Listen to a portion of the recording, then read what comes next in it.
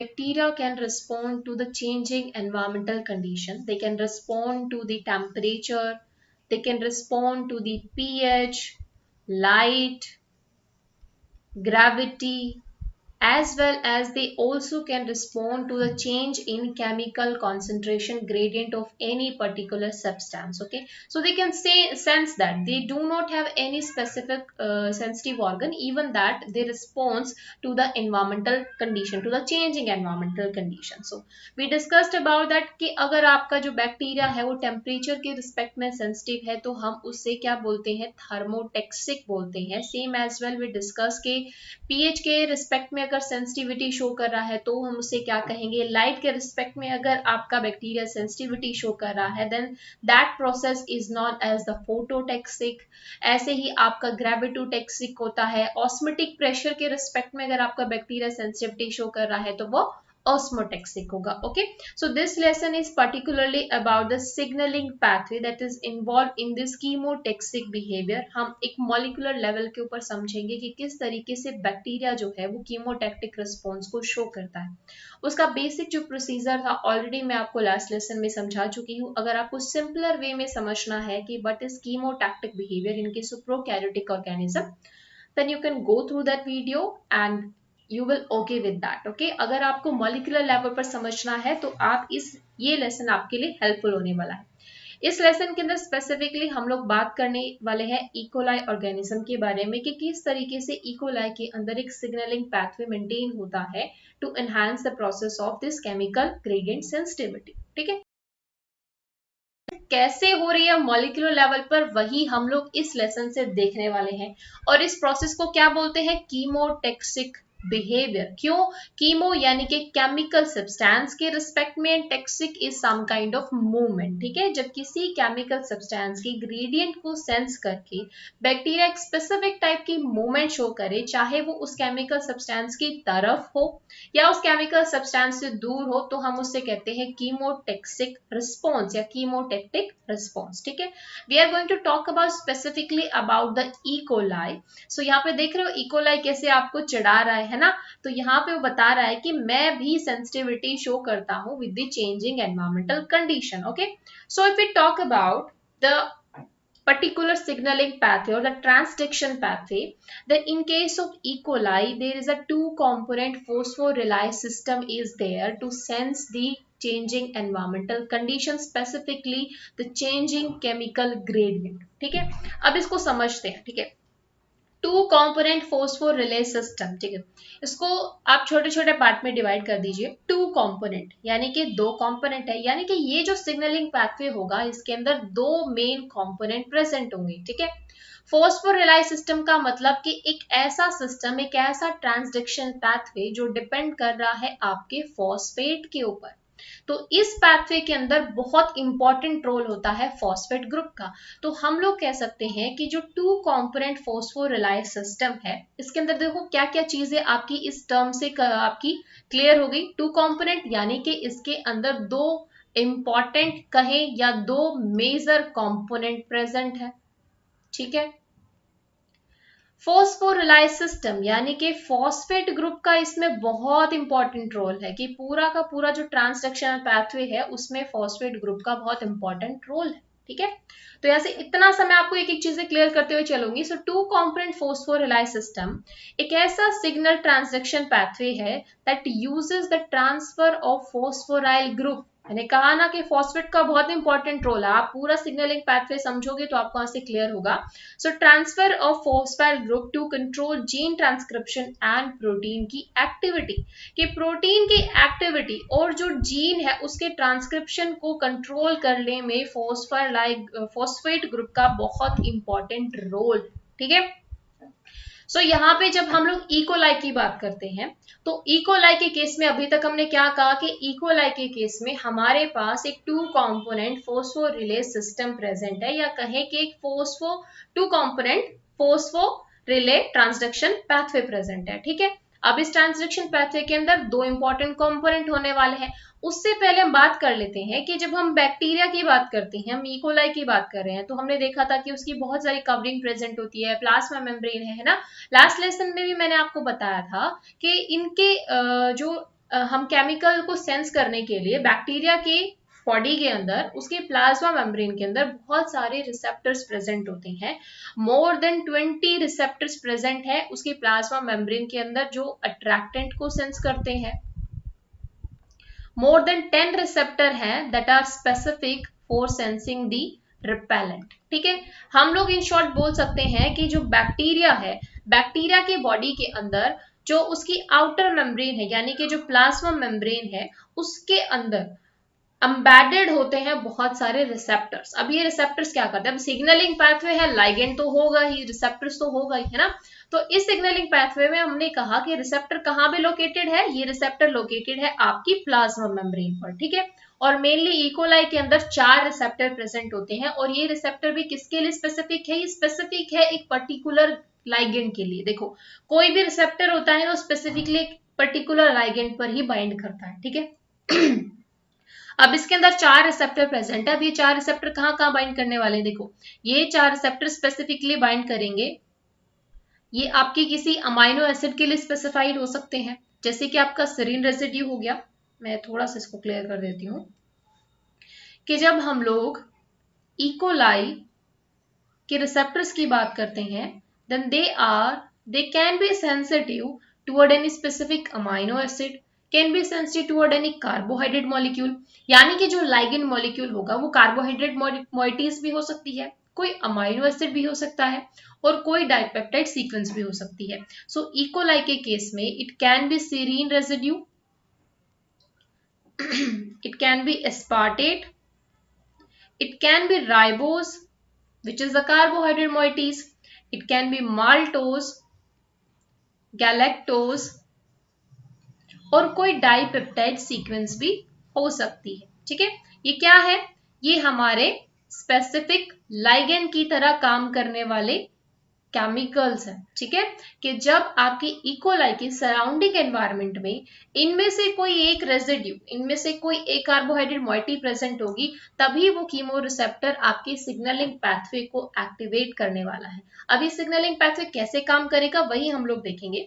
तो जब हम इस सिग्नलिंग पाथवे की बात करते हैं तो इसके अंदर 3 मेजर स्टेप आते हैं। सबसे पहला कि इसके अंदर प्रोटीन के अंदर कॉन्फर्मेशन चेंज होने वाले हैं। अब ऑब्वियस सी बात है प्रोटीन एक्टिवेट होता है, उसकी एक्टिविटी कब इंड्यूस होती है, जब उसके अंदर कॉन्फर्मेशन चेंजेस आते हैं। ठीक है, उसके अंदर मिथाइलेशन आने वाला है, फॉस्फोरिलेशन होने वाला है। ये बात तो हमारी पहले ही क्लियर हो गई थी कि इस पूरे सिग्नलिंग पाथवे में फॉस्फेट ग्रुप का बहुत इंपॉर्टेंट रोल है। ठीक है, फिर उसके बाद हमारा सेकेंड है मिथाइलेशन, मिथाइलेशन का भी उतना ही रोल है। ठीक है, तो मेजर 3 स्टेप जो हो गए हमारे 2 कंपोनेंट फॉस्फोरिलाइज सिस्टम के, that is conformation change in protein, के पहले प्रोटीन के अंदर कॉन्फर्मेशन चेंजेस आएंगे, उसकी एक्टिविटी इंड्यूस होगी, उसमें मिथाइलेशन होगा या फॉस्फोरिलेशन होगा। अब कहाँ पे फॉस्फोरिलेशन हो रहा है, कहाँ पे मिथाइलेशन हो रहा है, वो सारी चीजें हम समझेंगे। ठीक है, उससे पहले जैसे कि मैंने अभी कहा, जैसे ये हमारा बैक्टीरियल स्ट्रक्चर है, ये बैक्टीरिया की प्लाज्मा मेम्ब्रेन है। अब इस बैक्टीरिया के आउटर कवरिंग में ना केवल यहाँ पे प्लाज्मा मेम्ब्रेन बल्कि बहुत सारी कवरिंग प्रेजेंट होती है, जैसे कि इसके प्लाज्मा मेम्ब्रेन के बाहर एक आउटर मेम्ब्रेन भी प्रेजेंट होती है। ठीक है, आउटर मेम्ब्रेन के साथ साथ इसमें आपकी एलपीएस लेयर भी होती है, पेप्टिडोग्लाइकन लेयर भी होती है, एक आउटर मेम्ब्रेन भी होता है और प्लाज्मा मेम्ब्रेन के बाहर एक पेरीप्लाज्मिक स्पेस भी प्रेजेंट होता है। ठीक है, मैं यहाँ पे बाकी लेयर नहीं बना रही, अभी आप बस इतना इमेजिन कीजिए कि ये जो स्ट्रक्चर मैंने बनाया है, इस स्ट्रक्चर के अंदर ये रेड कलर में आपकी क्या है, रेड कलर में आपकी प्लाज्मा मेम्ब्रेन है।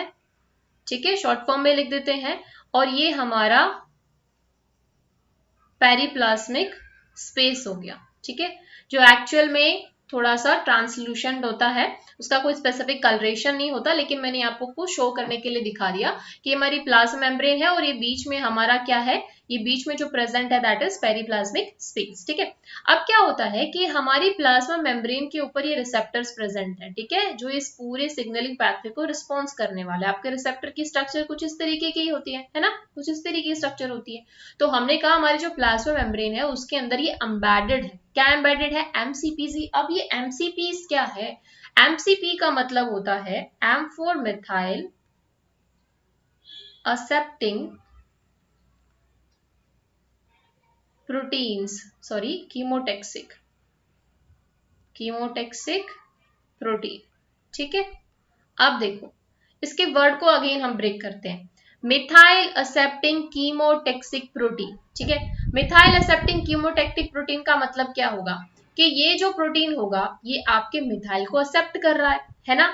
जैसे मैंने आपको कहा था कि इस सिग्नलिंग पैथवे के अंदर तीन मेजर प्रोटीन होते हैं, तीन मेजर स्टेप होते हैं। सबसे पहला हमारा कॉन्फर्मेशन चेंज है, किसके अंदर, प्रोटीन के अंदर कॉन्फर्मेशन चेंज होने वाला है। दूसरा हमने कहा था मिथाइलेशन, आप कहीं ना कहीं तो मिथाइलेशन हो रहा है ना, तो ये मिथाइलेशन कहाँ पे हो रहा है, ये मिथाइलेशन हो रहा है आपके एमसीपीज पर, इसीलिए हमने इसको क्या बोला, मिथाइल एक्सेप्टिंग कीमोटैक्टिक प्रोटीन, यानी कि एक ऐसा प्रोटीन जो कीमोटैक्सिक जो आपकी प्रोसेस है उसके अंदर इन्वॉल्व है और वो मिथाइल ग्रुप को एक्सेप्ट करने वाला है, ठीक है। ओके, सो एमसीपी का फुल फॉर्म याद रहेगा, मिथाइल एक्सेप्टिंग कीमोटैक्टिक प्रोटीन, और इसके साथ साथ इसकी फंक्शनिंग भी आपको याद रहेगी कि वो प्रोटीन जो मिथाइल ग्रुप को एक्सेप्ट करेगा, ठीक है। तो हमने कहा कि हमारी जो प्लाज्मा मेम्ब्रेन है उसके अंदर ये बहुत सारे एमसीपीज प्रेजेंट है, ये जो ग्रीन कलर में आपको दिख रहा है दीज आर एमसीपीज, ठीक है। हमने कहा ये हमारे एमसीपीज प्रेजेंट है। अब इस एमसीपी की स्ट्रक्चर जो है मैं आपको यहाँ पे थोड़ा सा एमसीपीज जो है उसके स्ट्रक्चर में यहां से आपको बताती हूँ, ठीक है। तो यहाँ पे देखिए ये हमारी क्या है, आउटर मेम्ब्रेन है, ठीक है। इस आउटर मेम्ब्रेन के बीच में, और ये हमारी प्लाज्मा मेम्ब्रेन है जिसे हम इनर मेम्ब्रेन भी कहते हैं, उसके बीच में ये जो स्पेस प्रेजेंट है इसे हम क्या कहेंगे, पेरीप्लाज्मिक स्पेस, ठीक है। अब ये पेरीप्लाज्मिक स्पेस प्रेजेंट है, तो यहाँ पे आप देखिए मैंने कहा जो हमारी प्लाज्मा मेम्ब्रेन होती है उसके अंदर हमारे एमसीपीज प्रेजेंट है, या कहें हम कीमो रिसेप्टर्स प्रेजेंट है। एमसीपीज क्या होते हैं, these are kind of chemoreceptor. Chemoreceptor क्यों बोला, क्योंकि केमिकल को रिसीव करके सिग्नलिंग पैथवे को इंड्यूस यही करते हैं। तो रिसेप्टर का काम है लाइगेंड को रिसीव करना, और यहाँ पे लाइगेंड क्या होगा, कोई भी केमिकल हो सकता है, और ये केमिकल कोई भी प्रोटीन हो सकता है, कोई अमाइनो एसिड हो सकता है, वो मैंने अभी आपको लास्ट स्लाइड में बताया ना कि सीरीन भी हो सकता है हमारा, कोई कार्बोहाइड्रेट मॉइटीज भी हो सकती है। सो क्लियर गाइस कि एमसीपीज क्या है, these are chemoreceptor that are present in plasma membrane, और इनर मेम्ब्रेन हम लोग बोल सकते हैं, ठीक है। तो ये हमारे इनर मेम्ब्रेन में प्रेजेंट होंगे। अगर आप इसके स्ट्रक्चर देखते हो तो देखो ये इसके स्ट्रक्चर हो गई, और ये इसके डाइमर फॉर्म में प्रेजेंट होता है, जनरली डाइमर फॉर्म में। यहाँ पे आप देख रहे हो मैंने दो डाइमर यानी कि दो यूनिट यहाँ पे बनाई है, ठीक है। तो ये डाइमर फॉर्म यहाँ पे प्रेजेंट होगा। ये डाइमर फॉर्म आपकी कुछ इस तरीके से प्रेजेंट होती है कि बीच में ये आपकी प्लाज्मा मेम्ब्रेन है, प्लाज्मा मेम्ब्रेन के अक्रॉस से स्पैन करता है। स्पैन ऐसे करेगा कि इसका आउटर सरफेस प्रेजेंट होगा पेरीप्लाज्मिक साइड की तरफ, इनर जो सरफेस होगा वो प्रेजेंट होगा इसका साइटोप्लाज्मिक साइड की तरफ, ठीक है। अब ऐसा क्यों है, क्योंकि जो लाइगेंड रिसीव करेगा वो आपका पेरीप्लाज्मिक साइड की तरफ ही तो रिसीव करेगा, है ना। सपोज कि ये आपका कोई लाइगेंड प्रेजेंट है, एनवायरमेंट के अंदर कोई केमिकल प्रेजेंट है, ठीक है। ये केमिकल आपका आउटर मेम्ब्रेन से पास हुआ, आउटर मेम्ब्रेन से पास होने के बाद ही तो इसके सरफेस पर फिट होगा ना, इसके सरफेस पर ये रिसीव करेगा, ठीक है। तो हम लोग क्या बोल सकते हैं कि हमारा जो एमसीपीस होता है it is a dimer unit. ये डाइमर है जो एक स्पैनिंग प्रोटीन की तरह होता है, जिसका साइटोप्लाज्मिक साइड अंदर की तरफ प्रेजेंट है और साइटोप्लाज्मिक साइड की तरफ अगेन ये प्रोटीन के साथ इंटरेक्ट कर रहा है। आउटर जो सरफेस है इसका, या हम कहें कि इसको जो आउटर साइड है वो पेरीप्लाज्मिक साइड की तरफ प्रेजेंट है, जहां पे लाइगेंड आके बाइंड करेगा। अब एक चीज आपको यहाँ पे ये ध्यान रखनी है कि जब हम लोग बात करते हैं एमसीपीज के केस में, तो बैक्टीरिया के केस में या तो लाइगेंड डायरेक्ट आके एमसीपी पे बाइंड कर लेता है, अदरवाइज कुछ एक स्पेसिफिक प्रोटीन्स होते हैं जिन्हें हम कहते हैं पीबीपी और the periplasmic binding protein, sorry. So ये जो पेरीप्लाज्मिक बाइंडिंग प्रोटीन है ये क्या करते हैं, ये उस लाइगेंड के साथ बाइंड करके उसको यहाँ पे एमसी पर बाइंड करने देते हैं, यानी कि एमसीपी पर उसकी बाइंडिंग को एनहांस कर देते हैं। सो क्लियर गाइस, हमने क्या कहा कि हमारे जो बैक्टीरिया है उसके केस में टू कंपोनेंट फोस्फोरिलाइज सिस्टम टाइप का सिग्नलिंग पैथवे होता है। इस सिग्नलिंग पैथवे के लिए सबसे पहली चीज क्या चाहिए, हमें रिसेप्टर्स चाहिए। रिसेप्टर्स का हमने एक स्पेसिफिक नेम दे दिया जिसे हमने कहा मिथाइल एक्सेप्टिंग कीमोटैक्टिक प्रोटीन, जिसे हम लोग एमसीपीज कहते हैं, ठीक है। स्पेसिफिक लोकेशन कहाँ है इनकी, ये प्लाज्मा मेम्ब्रेन में प्रेजेंट होंगे, एक ट्रांस मेम्ब्रेन प्रोटीन की तरह प्रेजेंट होते हैं, स्पैनिंग प्रोटीन की तरह प्रेजेंट होते हैं, कि इनके आउटर सरफेस के ऊपर जो कि पेरीप्लाज्मिक स्पेस की तरफ डायरेक्टेड होता है उस पर आके आपका लाइगेंड बाइंड करता है, या तो वो डायरेक्टली बाइंड करेगा या फिर वो पीवीपी की हेल्प से बाइंड करेगा। इनर सरफेस की तरफ में इसके अंदर क्या प्रेजेंट होते हैं, बहुत सारे आपके प्रोटीन्स प्रेजेंट है, जो साइटोप्लाज्मिक एनवायरनमेंट प्रेजेंट है, जो इसके साथ इंटरेक्ट करने वाले हैं, सिग्नलिंग पैथवे को इंड्यूस करने वाले हैं, ठीक है। सो नेक्स्ट हम लोग यहाँ मूव करते हैं कि आपका जो एमसीपी है वो किस तरीके से सिग्नल को ट्रांसमिट करता है, ठीक है। तो सबसे पहली चीज ये कि हमने कहा था, हमने 3 स्टेप बताए थे, मेजर 3 स्टेप बताए थे। सबसे पहले कॉन्फर्मेशनल चेंज,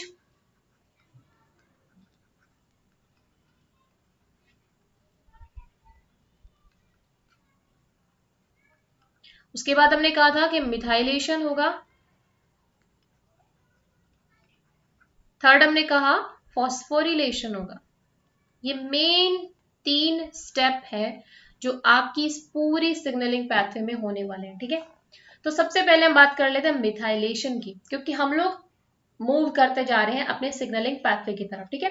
तो मिथाइलेशन की बात करते हैं। मिथाइलेशन किसका होने वाला है? MCP protein. एमसीपी प्रोटीन आपका क्लियर हो गया कि एमसीपी प्रोटीन क्या है, ठीक है। अब हम इसका मिथाइलेशन देख लेते हैं। देखो क्या होता है एमसीपी प्रोटीन में, हमने कहा एक डाइमर यूनिट होती है ना। डाइमर यूनिट है, आउटर साइड में हमारा क्या बाइंड करेगा? लाइगेंड बाइंड करेगा। इनर साइड में हमारे प्रोटीन्स हैं जो इसके साथ इंटरेक्ट करने वाले हैं, सिग्नलिंग पाथवे को इंड्यूस करने वाले हैं, राइट। क्लियर हो गया, ठीक है। अब क्या होता है कि जो एमसीपी है इसके इनर साइड के ऊपर यहाँ पे I think 4 to 5 methylation site होती है, ठीक है। यहाँ पे क्या होती है? ये मिथाइलेशन साइट है। ये मिथाइलेशन साइट क्या होगी? इनके ऊपर यहाँ पे मिथाइलेशन होगा। अब मिथाइलेशन क्या है? मिथाइलेशन का मतलब होता है एडिशन ऑफ मिथाइल ग्रुप, ठीक है। अब ये एडिशन जो हो रहा है मिथाइल ग्रुप का, ये अपने आप तो होगा नहीं। कैसे होगा? देखो, जब मिथाइलेशन होता है आपके एमसीपीज का, जब मिथाइलेशन होगा तो वहां पे प्रोटीन होता है जिसका बहुत इंपॉर्टेंट रोल है, ठीक है।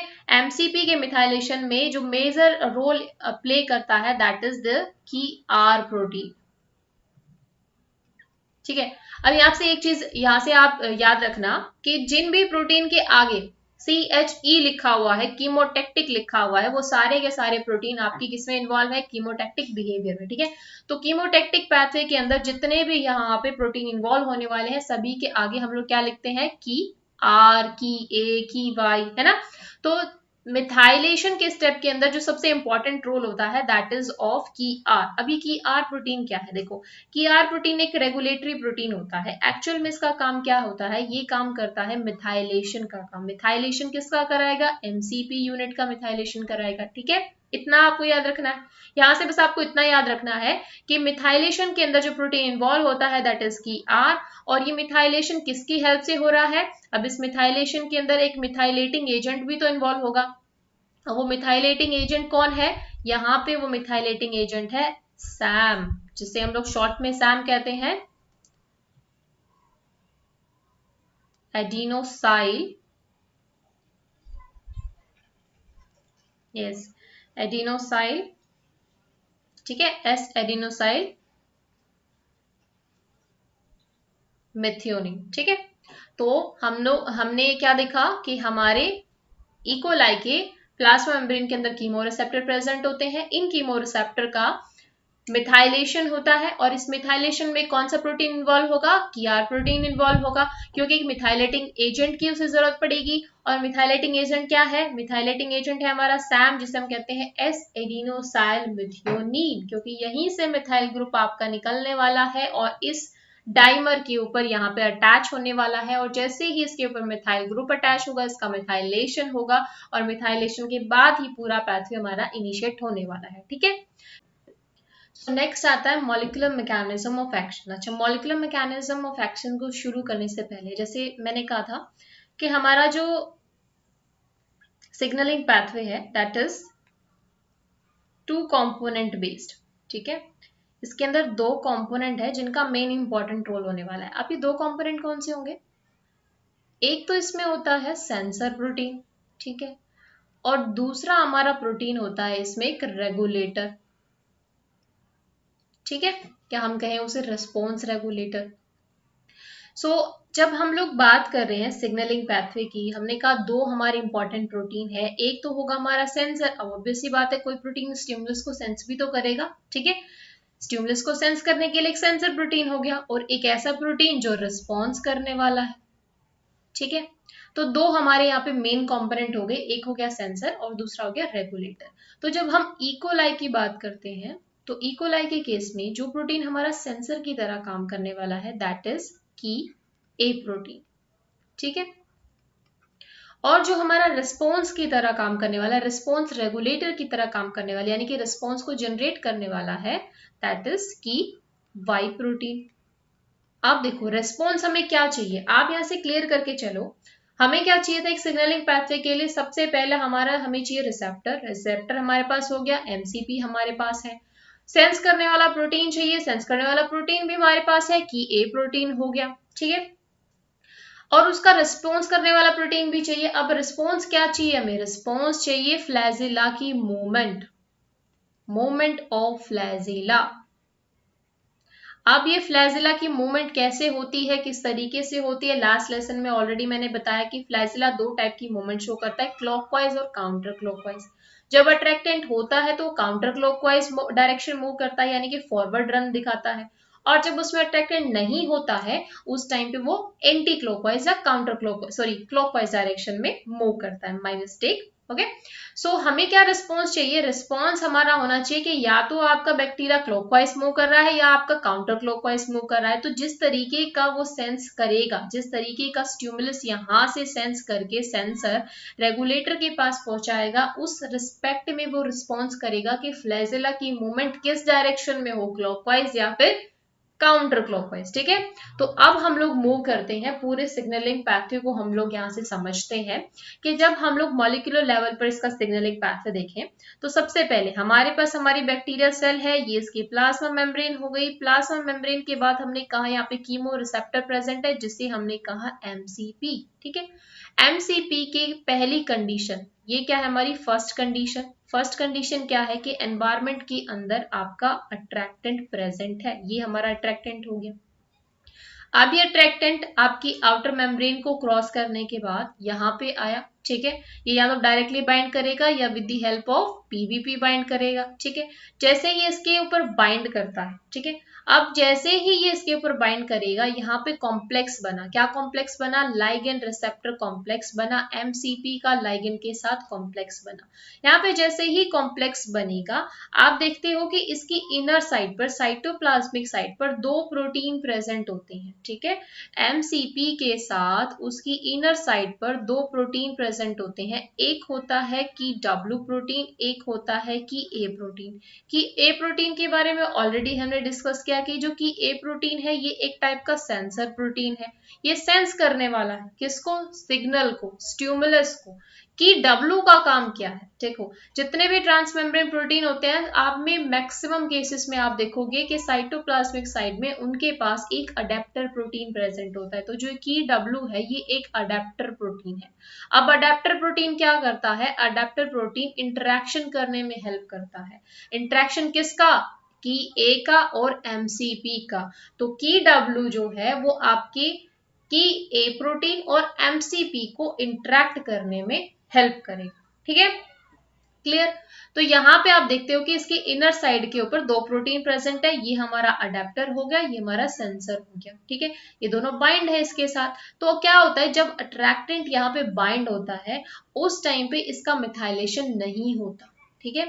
अब इसका मिथाइलेशन नहीं होता तो यहाँ पे कोई कॉन्फर्मेशनल चेंज भी नहीं आता, और कॉन्फर्मेशनल चेंज नहीं आता तो आगे का, अच्छा ये पाथवे समझाने से पहले मैं आपको दूसरी कंडीशन यहाँ पे समझाती हूँ। देखो सबसे पहले हम इस कंडीशन को देख लेते हैं क्योंकि ये थोड़ा सा आपके लिए कॉम्प्लेक्स हो जाएगा। सबसे पहले हम ये कंडीशन देख लेते हैं कि आपके एमसीपी के पास बाइंड करने के लिए कोई लाइगेंड नहीं है, ठीक है। जब एमसीपी के पास कोई लाइगेंड नहीं होता ना तो क्या होता है उस टाइम पे आप देखोगे कि जो एमसीपी है ये हमारा फॉर एग्जांपल एमसीपी है, सिंपली ऐसे प्रेजेंट है। इसकी इनर साइड के ऊपर दो प्रोटीन हमारे प्रेजेंट है, एक हो गया हमारा की डब्ल्यू, एक प्रोटीन हो गया हमारा की ए प्रोटीन, ठीक है। ये उसके साथ उसकी इनर सरफेस पर अटैच है। तो जब इसके सरफेस के ऊपर यहाँ पे कोई लाइगेंड नहीं होता ना तो उस टाइम पे क्या होता है कि इसका मिथाइलेशन हो जाता है, इसके यहाँ पे मिथाइल साइट प्रेजेंट होती है और इन साइट के ऊपर इसका मिथाइलेशन हो जाता है।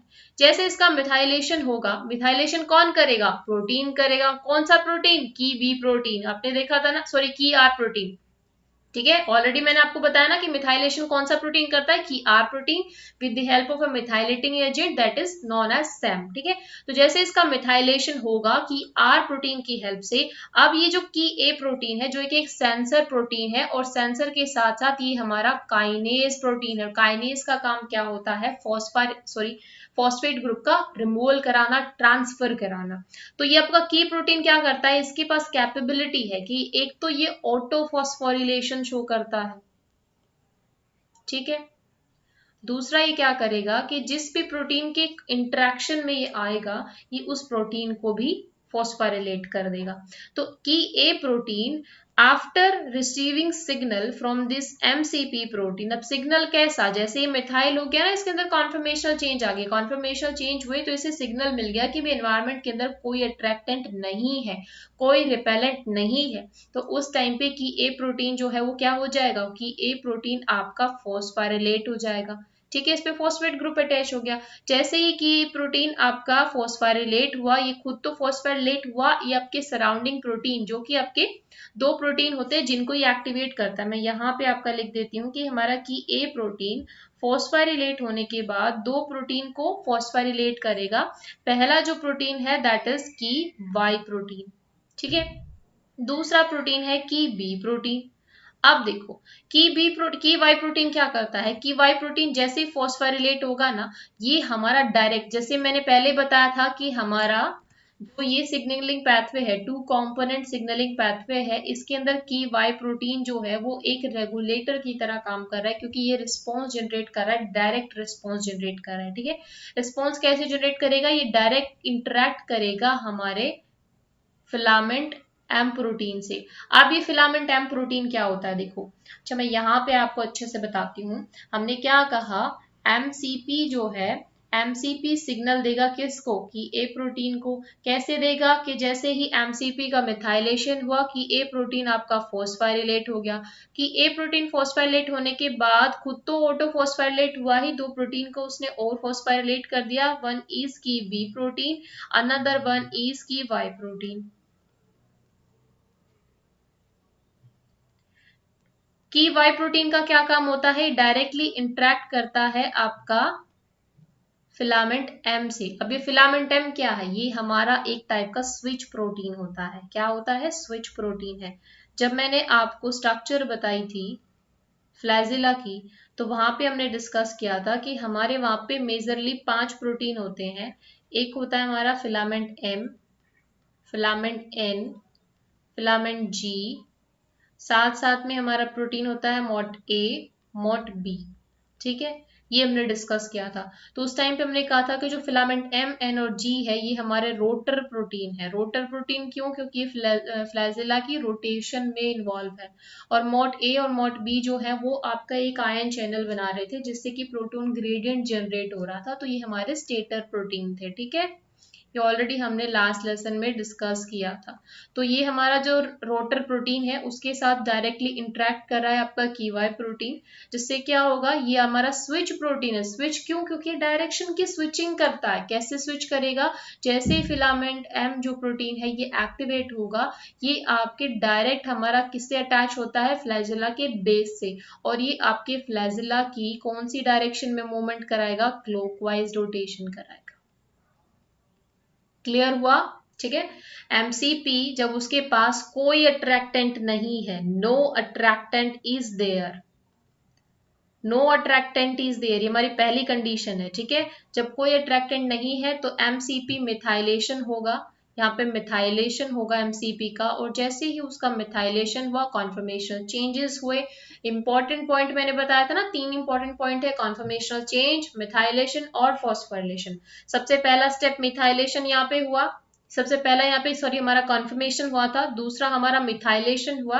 जैसे कॉन्फर्मेशन चेंज हुआ, मिथाइलेशन हुआ, उसके बाद फॉस्फोरिलेशन हुआ। ये हमारा थर्ड स्टेप मेन इंपॉर्टेंट, कि यहाँ पे हमारा क्या हुआ, फॉस्फोरिलेशन। और फॉस्फोरिलेशन भी कौन सा, ऑटो फॉस्फोरिलेशन हुआ। उसके साथ साथ यहाँ पे दो प्रोटीन और फॉस्फोरिलेट हुए, पहला की वाई और की बी प्रोटीन। अब क्या होता है, जो की वाई प्रोटीन होता है ना, उसकी एक्टिविटी को रेगुलेट करने के लिए एक और प्रोटीन होता है, जिसे हम कहते हैं की जेड प्रोटीन।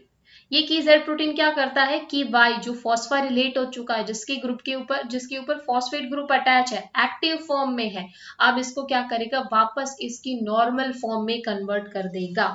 ठीक है, तो की वाई को जो फॉस्फोरिलेट है उसकी नॉर्मल फॉर्म में कौन कन्वर्ट करेगा, की जेड करेगा। ठीक है, अब ये प्रोटीन क्या करता है, देखो यहां तक तो बात क्लियर हो गई कि भाई इसने इसको एक्टिवेट किया, इसने एक्टिवेट किया इसको, और ये जाके इसके साथ इंटरेक्ट करेगा और रोटेशन होगी हमारी क्लॉकवाइज रोटेशन।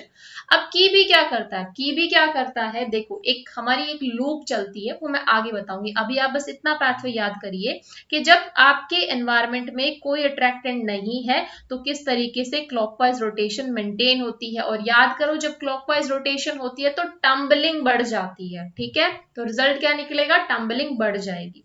अब दूसरा कंडीशन क्या था, दूसरा कंडीशन अब आपको समझ में आएगा। दूसरा कंडीशन हमारा क्या था, जब एनवायरमेंट के अंदर आपका क्या प्रेजेंट है, लाइगेंड प्रेजेंट है, तो जब लाइगेंड होगा तो उस टाइम पे क्या होगा, यहाँ पे मिथाइलेशन नहीं होगा, है ना, मिथाइलेशन नहीं हुआ, कोई कॉन्फर्मेशन चेंज नहीं हुआ, कोई कॉन्फर्मेशन चेंज नहीं होगा तो आपका की ए प्रोटीन का ऑटोफॉस्फोरिलेशन नहीं होगा। इसका अगर ऑटोफॉस्फोरिलेशन नहीं हुआ तो आपका की वाई प्रोटीन एक्टिवेट नहीं होगा, और की वाई प्रोटीन का फॉस्फोरिलेशन अगर नहीं होगा तो ना तो वो फिलामेंट एम के साथ इंटरेक्ट कर पाएगा और ना ही उसकी रोटेशन जो है वो क्लॉकवाइज हो पाएगी। तो इस केस में आपका जो फ्लैजिला है वो कैसे मूव करेगा, काउंटर क्लॉकवाइज मूव करेगा। ठीक है, काउंटर क्लॉकवाइज कब मूव करेगा, जब यहाँ पे अट्रैक्टेंट प्रेजेंट है। ठीक है, क्लियर हुआ। तो अभी हम पूरा यहाँ पे इसको अच्छे से समझ लेते हैं। हमने क्या देखा कि हमारे पास दो कंडीशन पॉसिबल हो सकती है। पहली कंडीशन, जब एनवायरमेंट में अट्रैक्टेंट नहीं है, अट्रैक्टेंट नहीं है तो यहाँ पे पहले मिथाइलेशन होता है। मिथाइलेशन किस प्रोटीन की हेल्प से होगा, की आर प्रोटीन की हेल्प से होगा।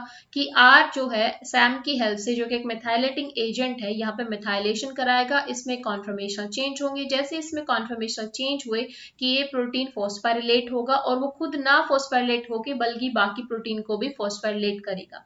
बाकी प्रोटीन जैसे कि की बी प्रोटीन यानी कि कीमोटैक्टिक बी प्रोटीन और आपका कीमोटैक्टिक वाई प्रोटीन, इन दोनों को जैसे ही वो एक्टिवेट करेगा, फॉस्फोरिलेट करेगा, कीमोटैक्टिक वाई प्रोटीन जो है वो डायरेक्टली फ्लैजिला की तरफ मूव करेगा, और यहाँ पे जो हमारा स्विच प्रोटीन है उसके साथ इंटरेक्ट करके फ्लैजिला की मूवमेंट को, उसकी रोटेशन को काउंटर क्लॉकवाइज से क्लॉकवाइज करा देगा। यानी कि यहाँ पे क्या हो गया, टम्बलिंग इंक्रीज हो गई, शॉर्टर रन होंगे, है ना, फ्लैजिला जो है वो क्लॉकवाइज डायरेक्शन में मूव करेगा। ठीक है, दूसरा केस क्या होगा, जब अट्रैक्टेंट है तो उस टाइम पे आपका यहाँ पे किसी तरीके का कन्फर्मेशन चेंज नहीं हो रहा, यानी कि जब अट्रैक्टेंट है तो कोई कन्फर्मेशन चेंज नहीं,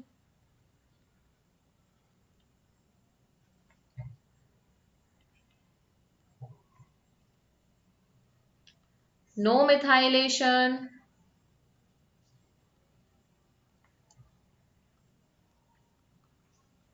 नो ऑटोफॉस्फोरिलेशन।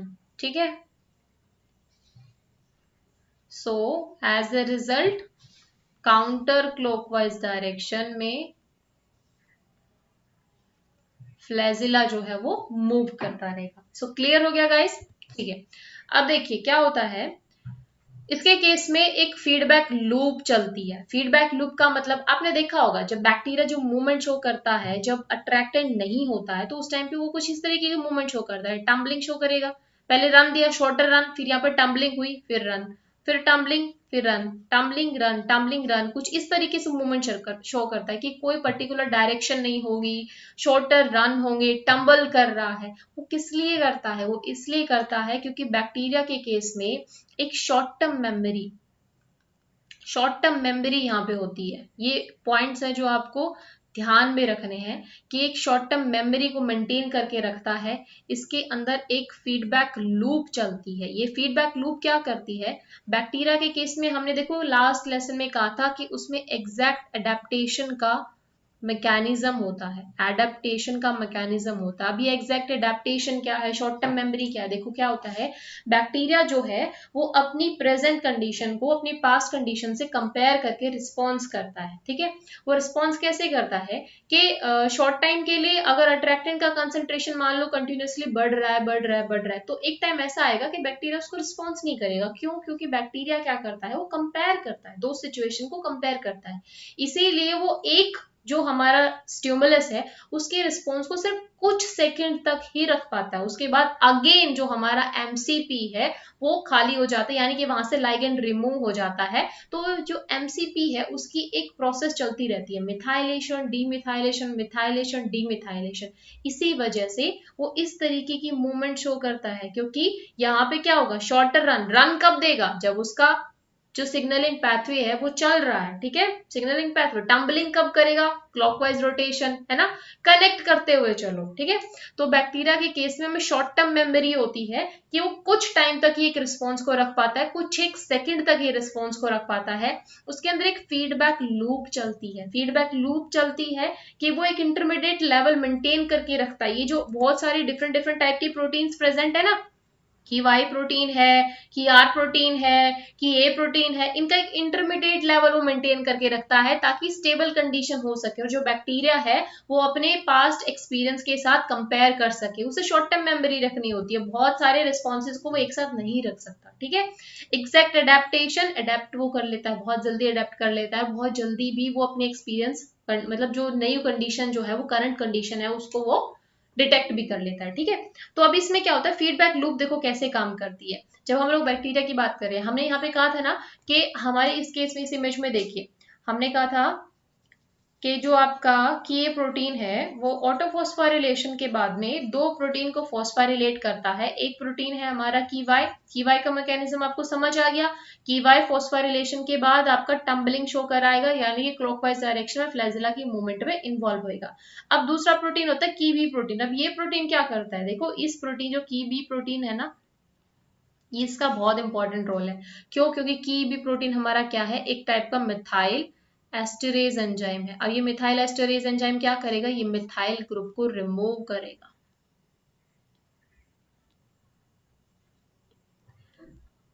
अब मिथाइल ग्रुप कहां पे अटैच था, एमसीपी के सरफेस पर अटैच है ना, एमसीपी के ऊपर मिथाइल ग्रुप लगा हुआ है।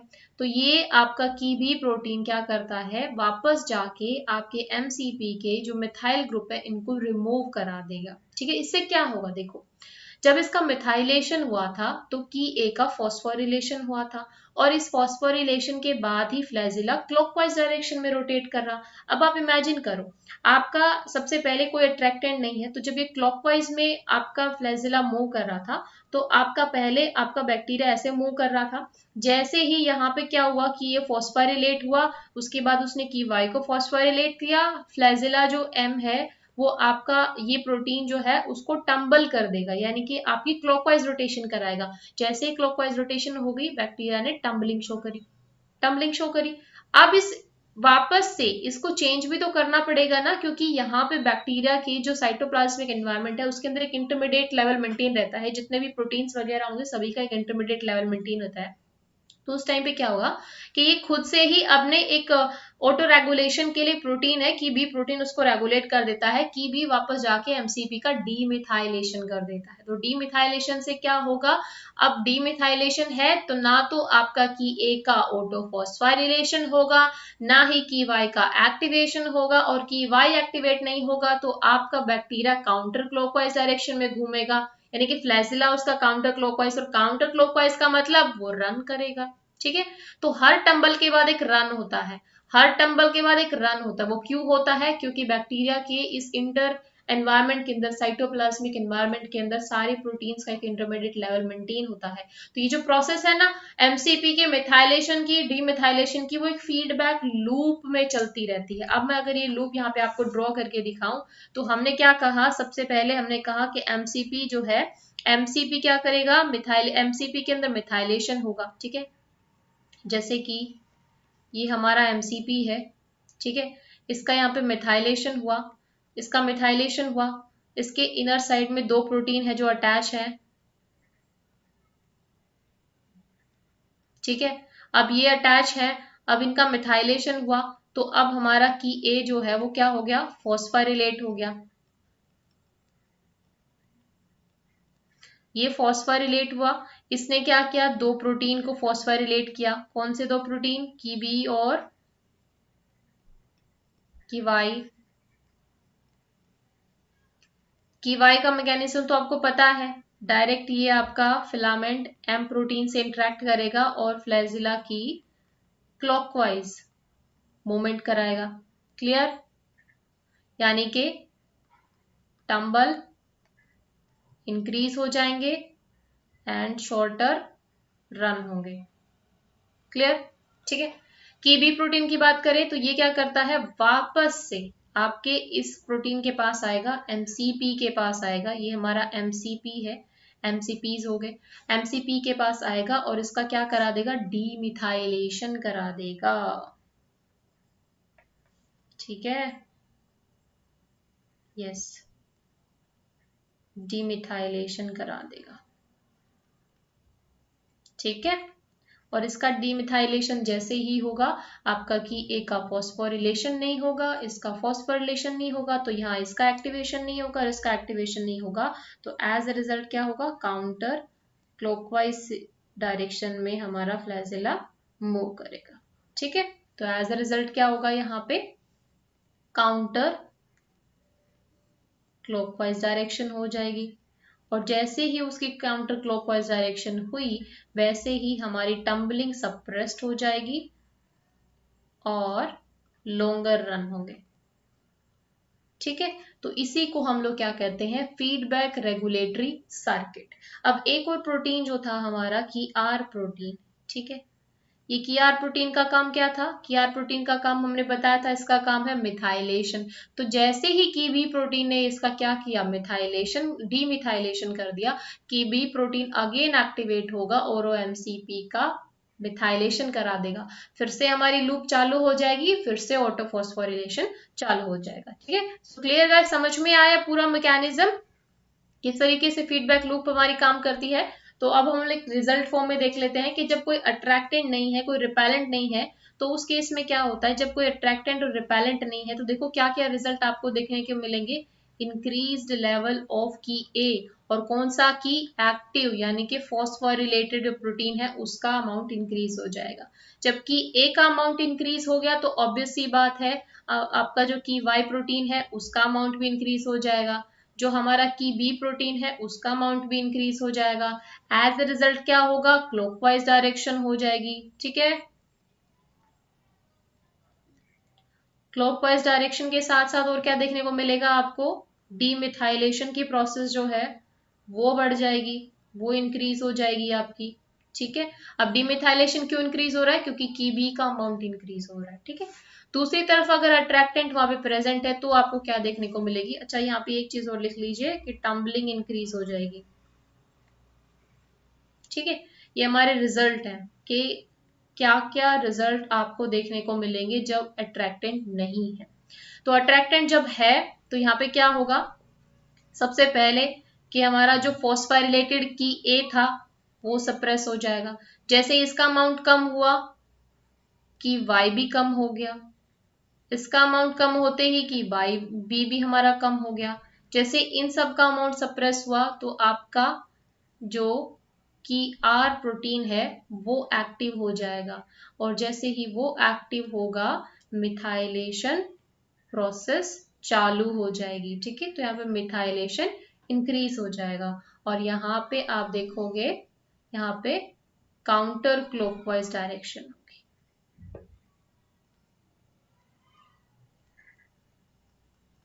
ठीक है, सो क्लियर हुआ कि किस तरीके से इकोलाई मूव करता है।